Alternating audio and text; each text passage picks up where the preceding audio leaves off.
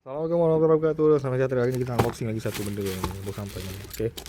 Kita bawa ada, ini adalah satu release yang dijual oleh V-Club Archery. V-Club Archery biasalah distributor sang lidah Malaysia. Okey.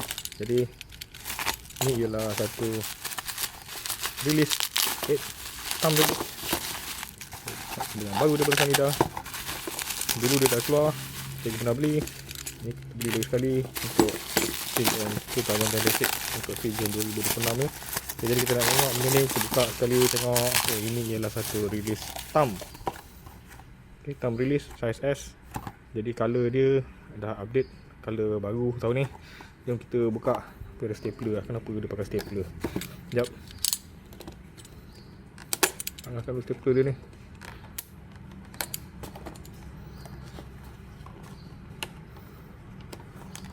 Satu.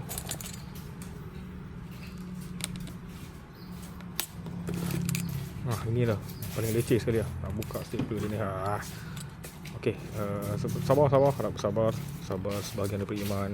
Sabar tengok video ni, sabar tunggu cikgu buka ni dapat pahala. Sebab kita sabar. Okey, jadi kita buka stapler lagi satu.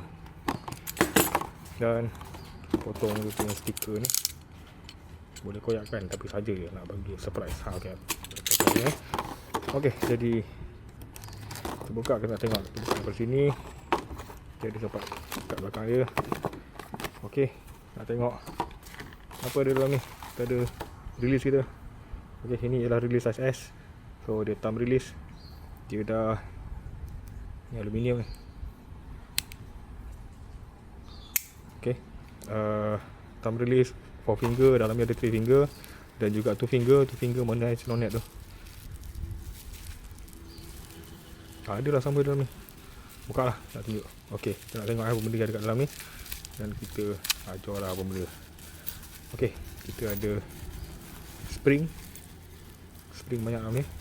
Kita ada thumb pad yang kecil. Kita ada 3 finger, sini 4 finger, kita boleh ganti. Untuk yang baru ni dia pakai aluminium ni. Okey, apa lagi tengok ni. Dalam ni juga ada ni cenonet ni untuk 2 finger. Boleh buat 2 finger lah, comel lah dia punya ni. Okey, kemudian kita ada extender yang panjang sikit ke sama. Pendek sikit ke panjang sikit, entah, macam sama je. Dan kita ada 2 spring. Kita ada lock. Lock ni untuk kita nak